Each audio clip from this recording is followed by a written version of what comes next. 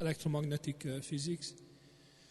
Now, this last lecture will show some complications that we need to take into account in the simulation, in the stepping actually, when we are using a condensed history simulation.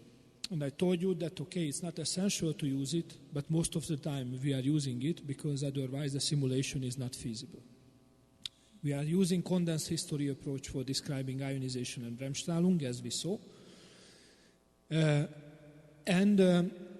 We are using condensed history approach to describe the Coulomb scattering.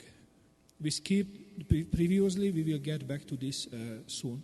So we will see quickly where all this stepping, how the processes communicate and to who some information. So we will see this stepping manager just very briefly. As Makoto mentioned, it is the object that's responsible for steering actually the stepping, controlling the stepping. And we will see a bit what we were saying about ionization and Bremsstrahlung. Then we will see how these processes will propose their length and why and how the post-step point is actually determined. We don't go further, but at least we see how the post-step point in a given step is determined. Then from this you can see many, many things, how the choice, or actually it's not a real choice, but how the fact that we are using condensed history description for ionization, Bremsstrahlung, and Coulomb scattering affect the overall simulation. So let's start with the stepping manager. So again, as it was already mentioned a few times, that Geant4 is the object that is propagated in Geant4 during the simulation is a G4 track. And as I mentioned, G4 track encapsulates some static information regarding the particle and some dynamic information like energy, momentum, and direction that is changing during the simulation. So Geant4 will take such tracks, and you could see in your exercise that these tracks can come from for example, for your primary generator. Then it will be the first step with your track. And from the beginning till the end, the track is taken and track done till the end. Now, what does it mean from the beginning? It can be your primary particle coming just from the generator, or the beginning is when a secondary track is created and we start to take and track a secondary track. This is the beginning for each track, either this or that. Now, the end can arrive in many different ways for a track. You can imagine that the track can leave the world. Then we stop the tracking, it's over. Or the track participates in a destructive interaction. Photon is absorbed in photoelectric effect. There is no photon anymore, or decay, and so on. Or the particle energy just becomes zero, stops, and there is no any at-rest process, so it's over. Or you as a user, you decide to stop and kill the particle. So there are many ways of ending the story. But during the tracking, each time when the current track is propagated and there is an interaction, and in that interaction secondary particles are created, they are put into a stack. Okay. And when we finish the life of the currently tracked track, then we come to this secondary track stack, and we will pick up the track on the top. Now, this is the normal flow. But you can, as Makoto mentioned, you can play with this stacking. You can, as he mentioned, for example, in the case of Cherenkov effect, you can stop the tracking of the primary, put it aside, then you take all those many low energy photons, you done the job, you track them, then you come back and you are tracking. But this is a special case, okay? I'm talking about the normal general flow. So this is how it goes. And all this process along this step-by-step tracking of these particles is actually governed by this stepping manager that implements a very simple, not a long algorithm that handles each process, no matter which particle you assigned what process, in a very general way, in a very nice way. And we will see how it is possible. And actually, in advance, I can tell that we were talking about the process interface, and I mentioned that each process needs to answer only few questions. How far we can go with the particle can go till the next interaction from that process, from that type, will happen. And each process can answer this information under any condition. And this stepping manager will just asking this information and will make some decisions based on them. We will see how.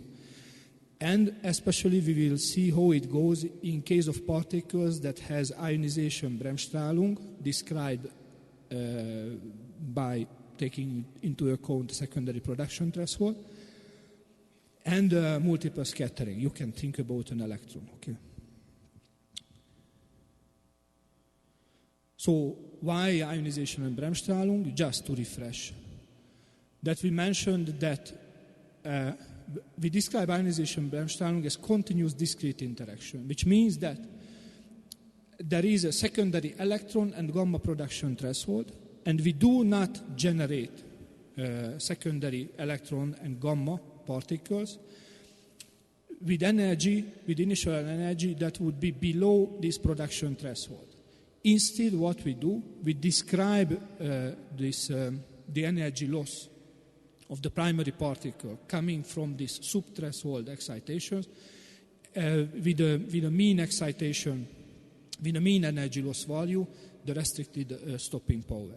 Okay, as this energy loss is happening along the step while the particle is propagating from the pre to the post-step point.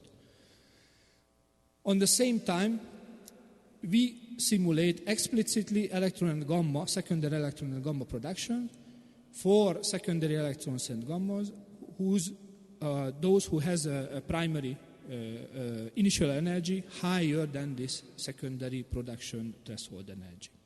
And this part is described by this discrete part is described by the restricted cross-section. So here, restricted stopping power to describe the continuous energy loss, and the restricted cross-section to describe the discrete secondary emission. These are the two sides of the complete interaction. Now, the discrete, so both sides, the discrete part, the emission of the secondary electron and photons above the threshold, will happen in the post-step point as a discrete interaction. So it will somehow give a limit, okay, because there is a cross-section for emitting in ionization an electron that's above the threshold. In case of Bremsstrahlung, there is a cross-section to emit a photon that is above the gamma production threshold. So this cross-section will enter into the stepping at the beginning of the step. Each of this, the ionization and Bremsstrahlung will give a discrete step limit. How far I can go with an electron till the next ionization happens, in which this electron will emit another electron. This electron will interact with an atomic electron and actually exciting an atomic electron with an energy higher than the secondary electron production threshold.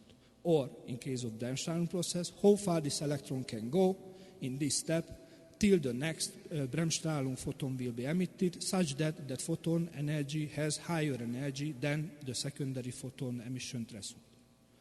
This will imply some kind of discrete step limit for ionization, one length, and for Bremsstrahlung, another length. But this is not the complete possible interactions, because this is just the above threshold part. The below threshold part that we do not generate and we describe as continuous step limit will also imply a limit on the step.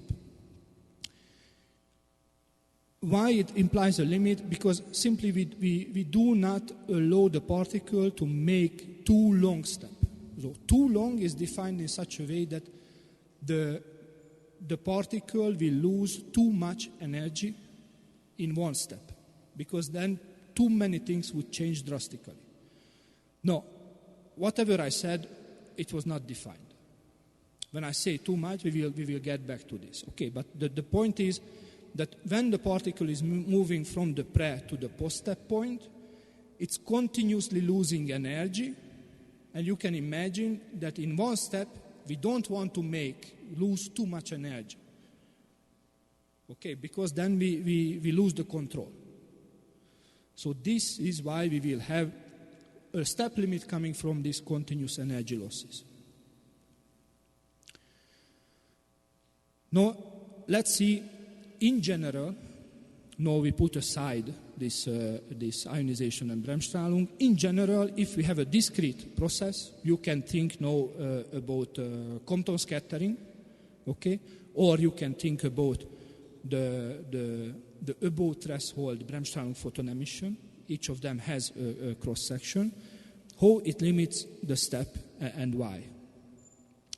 Now, we have a process. Whatever process is it, it's unimportant. The important thing that this process has an atomic cross-section sigma, and we are in a material with the atomic density, let's say n, which means n number of atoms in unit volume.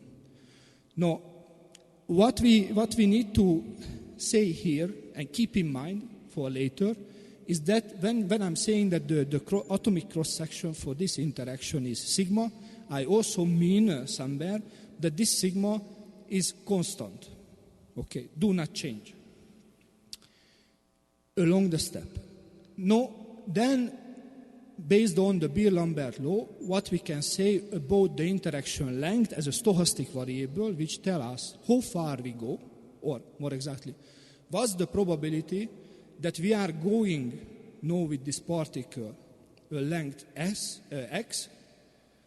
and interaction will happen actually at the length x. Or more exactly, this probability here, or px times dx, is actually the probability that the interaction of this type with this cross-section in the material with this atomic density will happen. And you can see that the probability density function of this interaction length follows an exponential distribution. And this follows an exponential distribution with n sigma parameters, so we immediately know that the mean value of the interaction length is 1 over n sigma. What is this mean value? This is the mean distance that the particle will travel till the next interaction of the type of process X. This process, if it has a sigma atomic cross-section in the material having n atomic densities. And this is why we call this quantity mean free path. Okay. So it does not go on the other way around. It goes in this way. Not first we say something is mean free path and we come back. We give a name because it has a meaning. Okay. So this is the mean free path. The mean length that the particle travels till the next interaction of type on this process. Now, we know already that particles do not have usually one interaction. They have more than one interaction. We could see that in case of photons, they have Compton scattering, photoelectric effect, conversion, and so on and so on. So what happens then? Now, of course, these processes will compete. The good news is that if there are m independent interactions, in our case, this 3, for example, in case of photons, then each of them is described by their atomic cross-section that results in a mean free path, just like this, or a macroscopic cross-section. But each of them has the corresponding step length, which means that each of the process has a stochastic variable, a length that the photon will travel till the next Compton scattering in this step. the length that the photon will travel till the next photoelectric effect. And the third stochastic variable, the length that the photon will travel till the next conversion. These are this S stochastic variable. Now, if we introduce a new stochastic variable, that's the minimum of these three, what we can show is that the minimum of these stochastic variable also follows an exponential distribution, actually with a parameter that is just the sum of the individual parameters of the individual exponential distributions. It's not a big deal. It can be shown. But why I'm saying this? Because if you see other simulation codes other than Geant4, what you will see is that they will follow exactly this logic. If a particle has n interactions, then the macroscopic cross-section for each will be computed, will be summed up, and they will use it in an exponential distribution to sample the length till the next interaction. Then they will propagate to that point. Then what interaction happens? Any of the three, for example, in case of gamma. So then, based on the partial macroscopic cross-section, that gives some probability, discrete probability distribution, they need to sample which interaction happens at that point. No. The reason why I showed what I showed in the previous slide, because according to that logic, doing this, or what Geant4 does at the press step point, asking conversion, how far I can go till the next conversion, S. Then asking how far I can go till the next photoelectric effect, S2. How far I can go till the next conversion, S3. And I choose the minimum, it's exactly the same.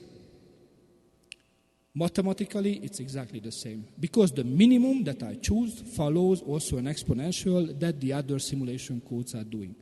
With the difference that me, in Geant4, in the press step point, I already selected which interaction happens, because I choose the shortest. So you see that there are some differences.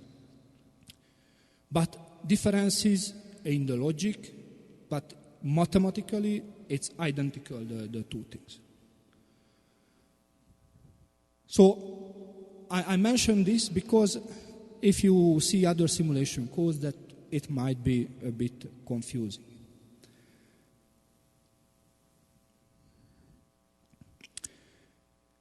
No, it's not as simple, of course, because it's getting more and more complex. Because I said that no get back, forget photon and get back to electron. And I said the electron has ionization and Bremsstrahlung. And when an electron moves to the to the post-step point, then it will constantly losing energy. But the cross-section for ionization and Bremsstrahlung will depend on the electron energy. So if I'm at the press step point, I'm asking ionization, how far I can go till the next ionization, in which an electron will be created, a secondary electron, with an energy higher than the secondary electron production threshold. Then ionization will ask what is your energy, what is the material. I compute the cross-section, I compute the mean free path, so I can tell you. Fine. Bremsstrahlung will do the same. But then the electron starts to move, and I select the shortest. Okay, suppose Bremsstrahlung. Then the electron starts to move to that distance, and the energy starts to change. So actually, the cross-section starts to change. And when I'm arriving to the post-step point, the electron energy is completely different than before when I decided that which process will give the shortest distance now. Because everything is true, based on that the mathematics that I showed, everything is true if the cross-section does not change during the step. But the cross-section depends on the particle energy. If the particle energy is changing along the step, then everything is screwed up. Nothing is true anymore. So, photons are easy. Charged particles are not easy. And it's just the first point. So what we do, we make the cross-section constant along the step. And how we do that? This is not the right color. This is not the right color.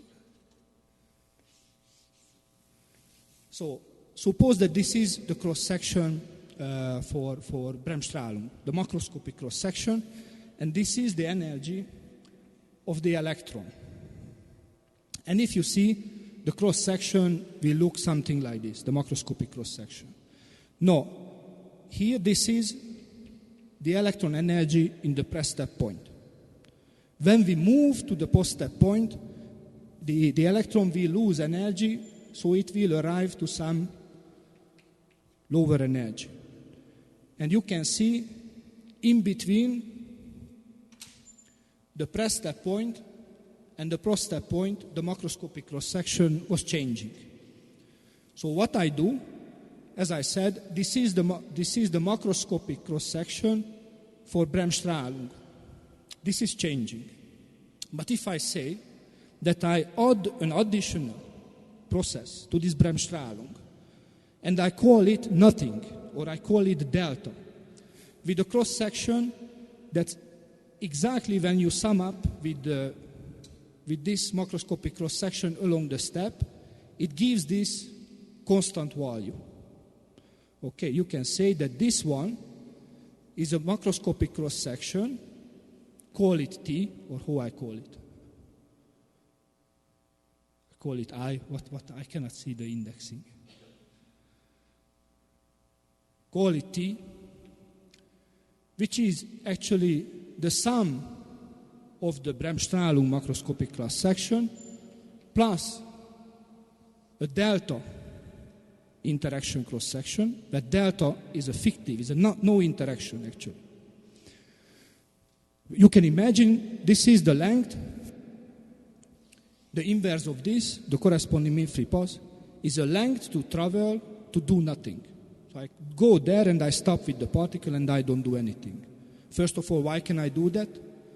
Because the length that I'm traveling till the next interaction follows an exponential distribution. And the exponential distribution has a very nice property called Fevereiro property, which means that I can stop any time and redo. In other words, I can always stop before an interaction, not going there till the interaction happening, not doing anything, and resample how far I go. So the important point is that what is this delta? At this point, this is exactly, at this energy, this is the macroscopic cross-section for this delta interaction.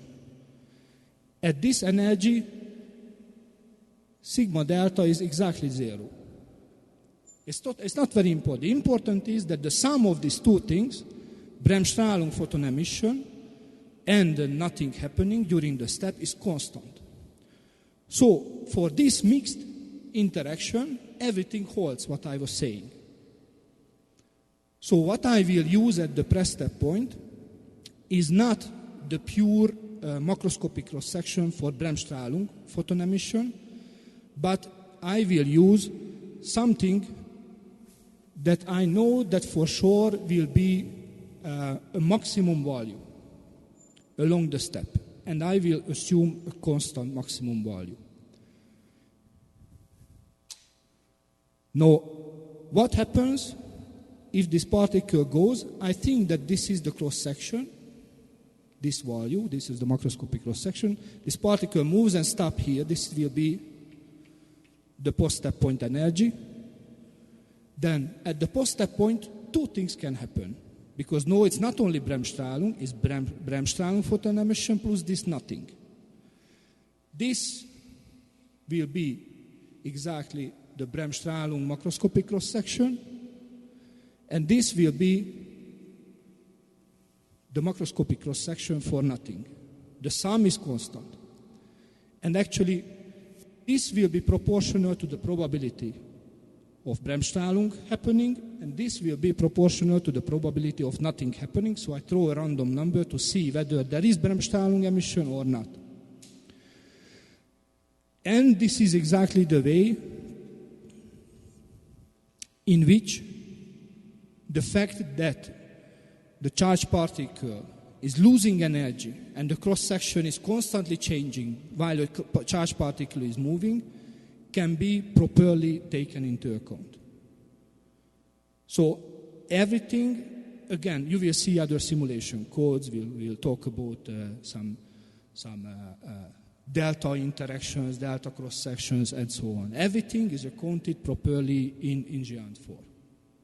Otherwise, we would have totally wrong macroscopic cross-section values assumption at the pro-step point, because they would not be valid because the energy is changing. So if you even don't get the details, the important is that everything, the fact that when a charged particle is moving to the post-step point and it's losing energy, and the cross-section is changing along the movement, is properly taken into account.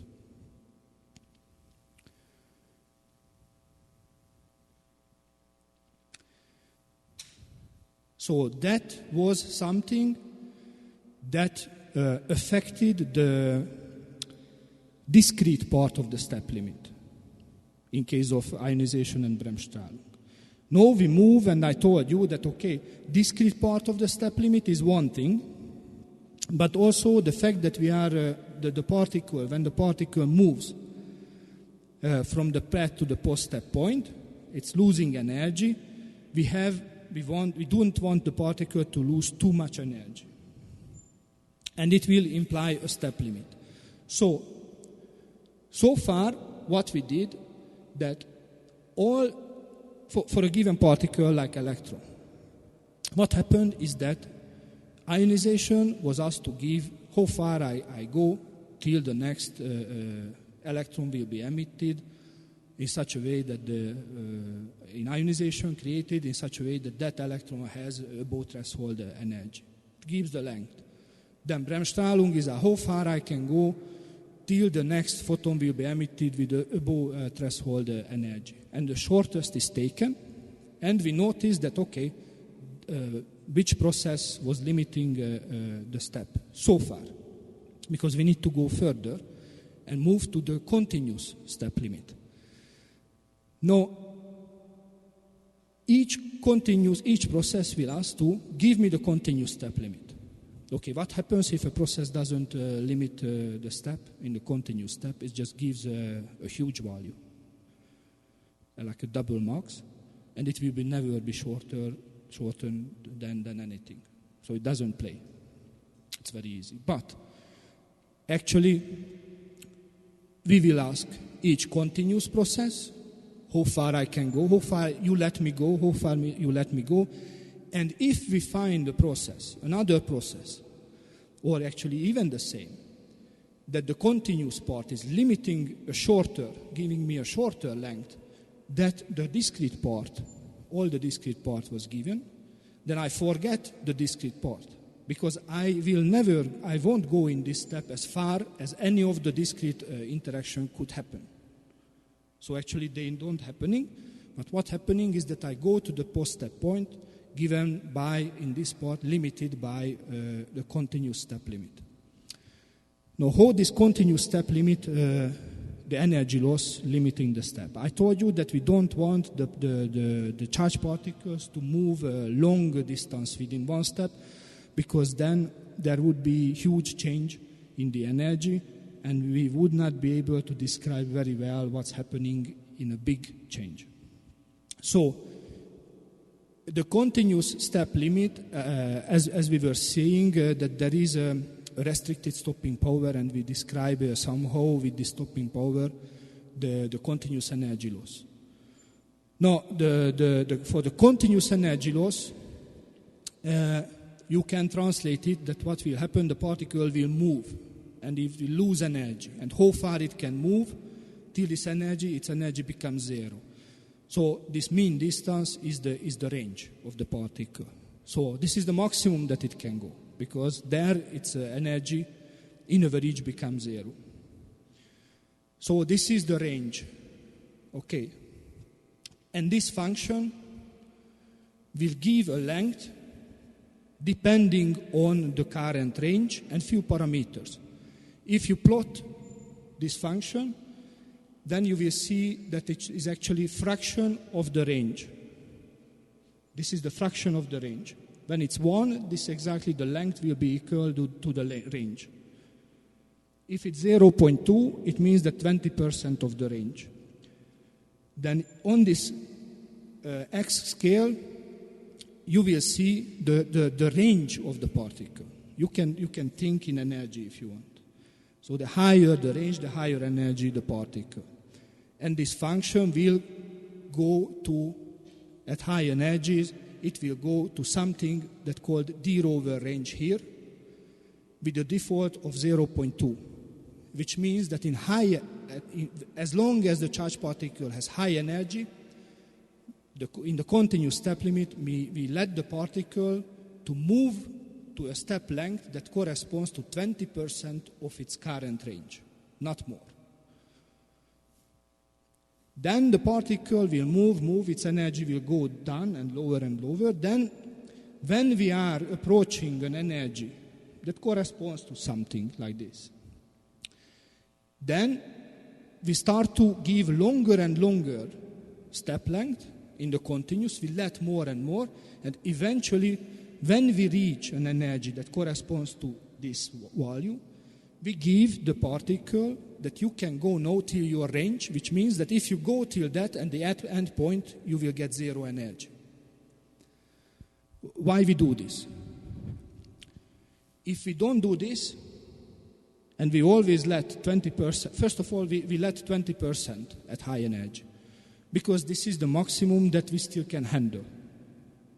Okay, if it starts to be 30, 40, the energy loss within one step, then it's too big change. But if we would keep always 20%, imagine that then we are in 1 kV and 20%, and then 20% of the 20% of the 20%, and it would be, just tak, instead of stopping. Always just 20%. So instead, when the energies become lower, then we start to range out the particle. If there is no any discrete interaction that gives shorter distance than the range, then you go and you stop. Why it is good? Because, as Makoto mentioned, we don't have tracking cut. Other simulation codes has a strict tracking cut. When the electron energy drops below 10 keV, they stop and they deposit the 10 keV energy or whatever below 10 keV. They stop tracking the particle and they deposit the energy there. But this is not true. They stop the particle there and they deposit the energy there. But in theory, a 10 keV or 100 keV electron would go further and deposit the energy somewhere along the path, not here. Okay. And this is what's happening here. We don't stop the particle when it drops below a given energy. But we let it to go till the range, because we know that if it goes to the range, its energy will go to zero, and because it's losing its energy by going there, or going there, or going there. While the other simulation code, everybody will be stopped here and all the energy will be deposited here.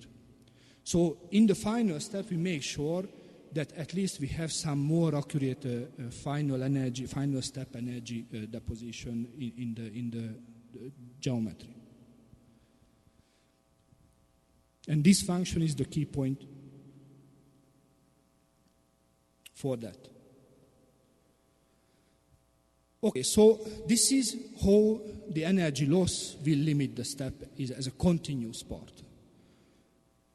So where we are before we go further. So first, all the discrete part gave its own step limit. We are in the press step point with an electron. Ionization, discrete ionization gave the limit. Discrete Bremsstrahlung gave the limit. We choose the shortest. We knew that, okay, Bremsstrahlung gave the shortest, so everything stays like this. There is no other guy giving shorter distance. Then we go there and there will be Bremsstrahlung photon emission. But then we go and we ask the continuous part. The continuous part of ionization, we give a limit, we check is shorter than the current one. No, let's go. Take the other Bremsstrahl, shorter than the other one. Yes, so then this will be our current step length, and there is no Bremsstrahl photon emission because it was just a continuous step, and we don't go till there, till we could emit the photon. So this is where we are, but it's still not the end, unfortunately, because there is still Coulomb scattering.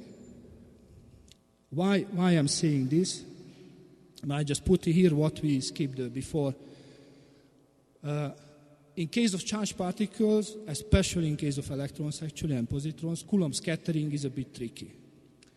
It's a bit tricky because if you see in case of electrons, the mean free path for Coulomb scattering in few different materials, as a function of the electron energy, you will see that above a few hundred kilo electron volt, the mean free path becomes constant.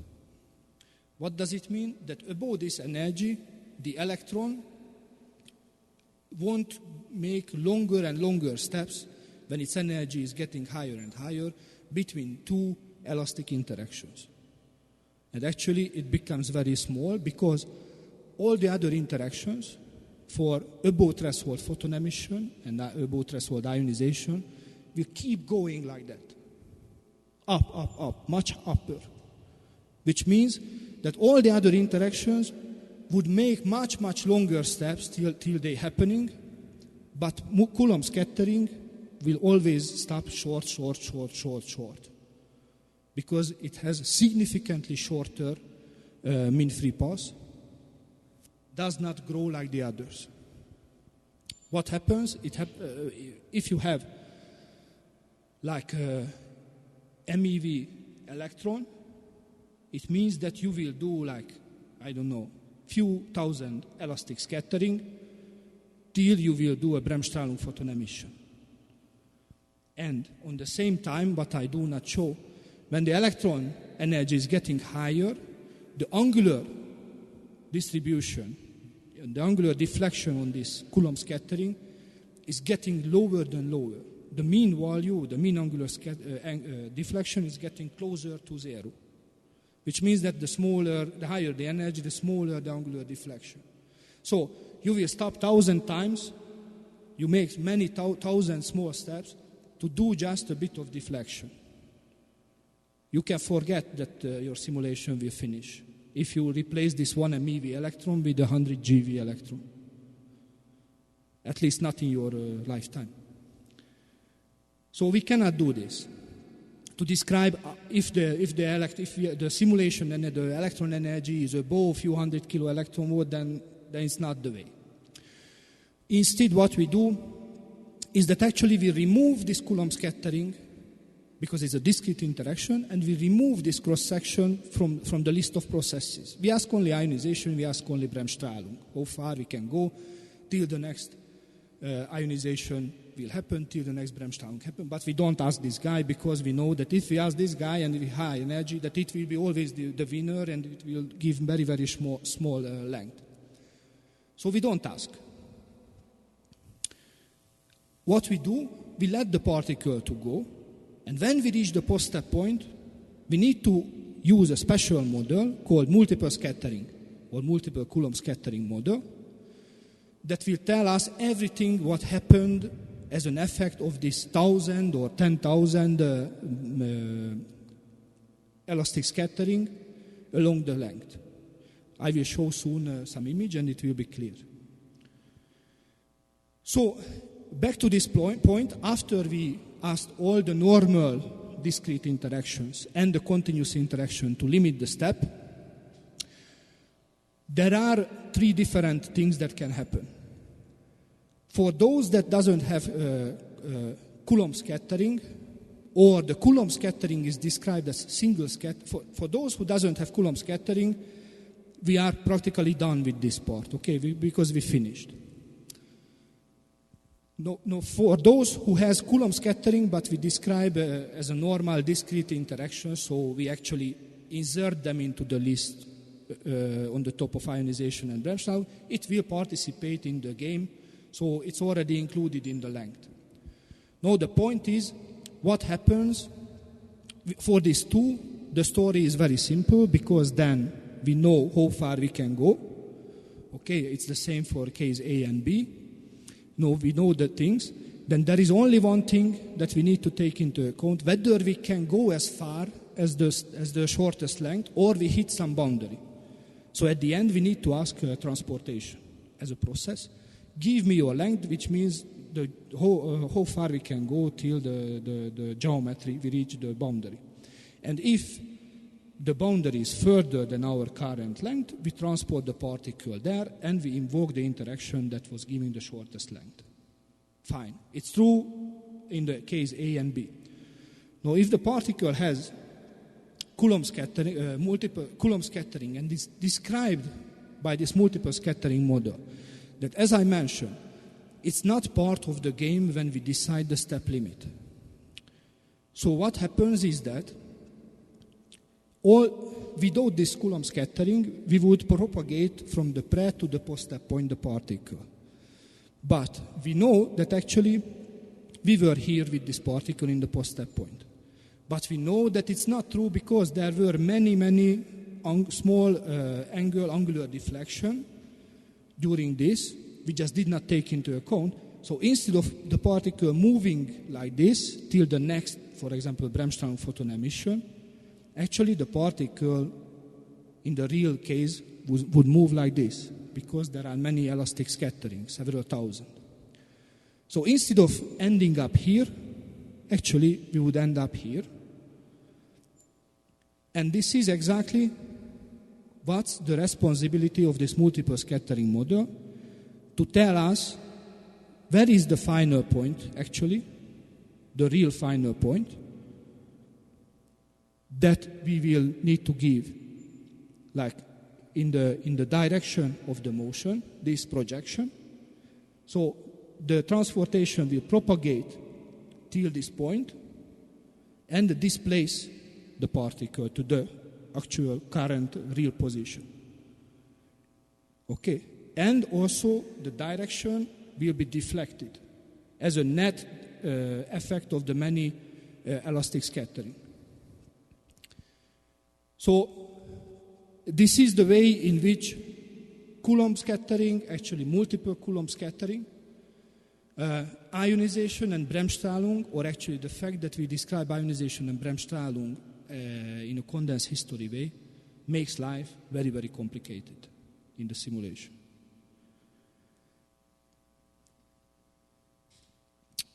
And after all these complicated things, as I mentioned in case of the production cut, production threshold, it's not essential to use it. It's also true for the multiple Coulomb scattering, it's not essential to use it.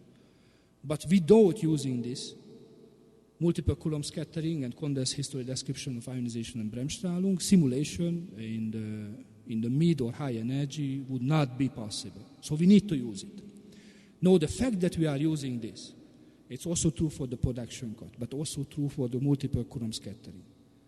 It means that we are doing approximation. And we need to make sure that all the approximations are correct during the simulation. You could see already what happens if your approximation regarding the production cut is incorrect. Your simulation results will be wrong. There are also things with the multiple scattering that we need to assume during the model. And we need to make sure that all the assumptions are correct. Now, if I want to make sure that all the assumptions are correct, it's possible, but the simulation will slow down significantly. So we will need to have some option where I make sure that all possible, in most cases are possible, or less cases are possible. This is the different, how strict the multiple scattering step limit are. And if you remember now back to the electromagnetic physics constructors, EM standard option 1, EM standard option 2, they were using different multiple scattering step limits, actually. One of them, some of them were more strict, ensuring more precision. Others were faster, but with less precision. In other words, there is this game always if you are using the condensed history simulation, that you are trying to get precision while you are you don't want to spend too much time on the simulation. And there is no solution for this. So that's an important thing at the end.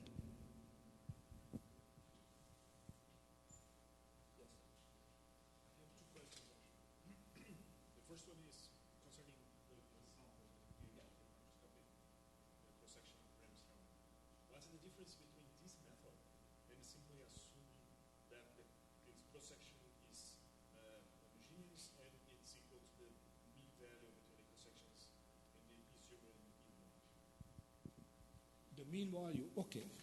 Let's assume that it's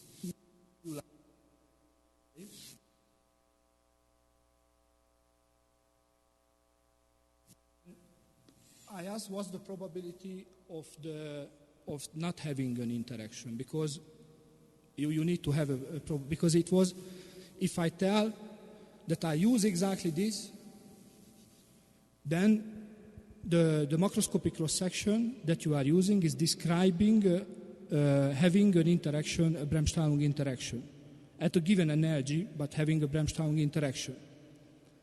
It's still constant, you can see, this is till this point, but this point is still fine here, because what will be constant at this part is the Bremsstrahlung plus the no interaction, okay?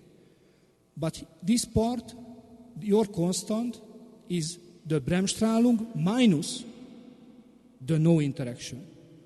And as I told you, the probability will be you take the value and you divide by the constant that you were chosen. So you get negative probability to not happening things.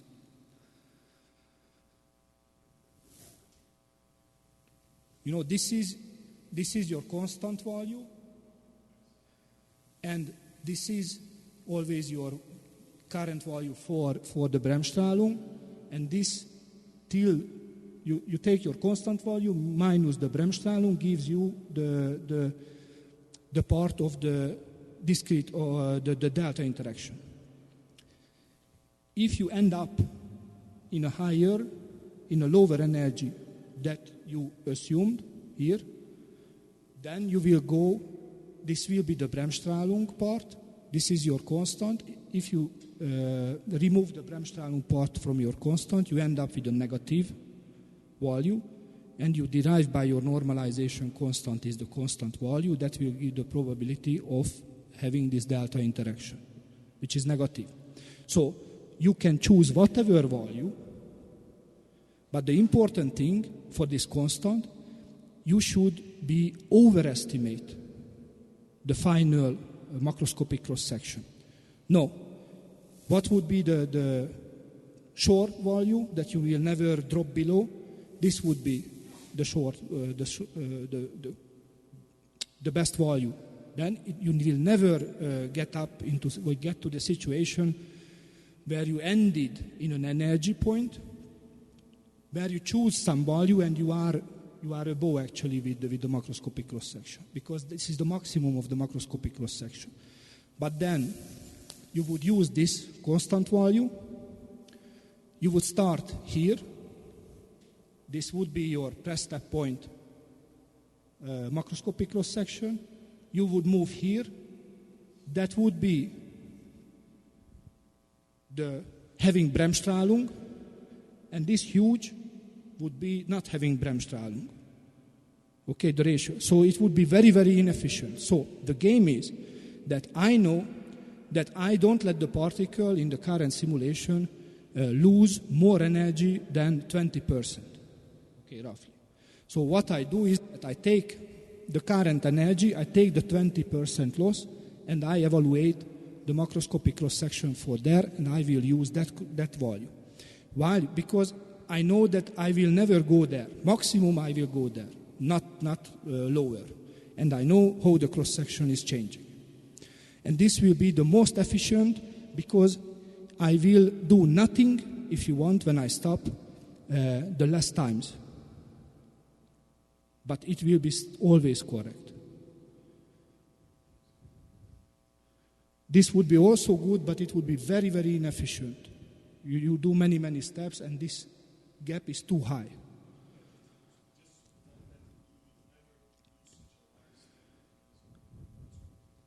Yeah.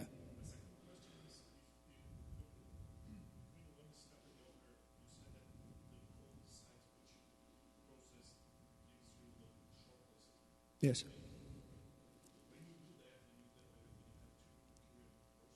Yes. No.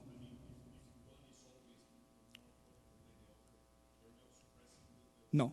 No. But if one process in a given energy range has twice lower, roughly, mean free path than another, it will exactly happening twice more frequent than the other. So each of them at each step has the chance to give me a step length. What they will do, this step length will come, it's not like this, but you can imagine like this, the equivalent. That each step, the one process knows the mean free path, and it puts into the exponential, so there is an exponential distribution, and one value is sampled from this exponential distribution. The other process has another mean free path, putting into the exponential distribution and sampling from the exponential distribution. And then you choose which one is the shortest.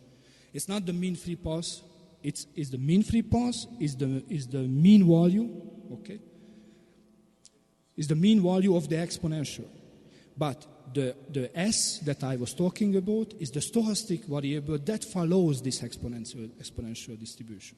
So each step at the press step point, we get one sample for a given exponential distribution. And that's what we compare. Exactly. We don't, because there are random numbers. If you want, at each process, to sample from the exponential distribution, you can actually analytically sample. If you remember the first lecture, you can invert the exponential, and you will need to use only the mean value and the random number, and you can sample, you get one sample from that exponential, from other, and you compare. And actually, we don't sample at each step, as if you go, you will see that there can be optimization for this.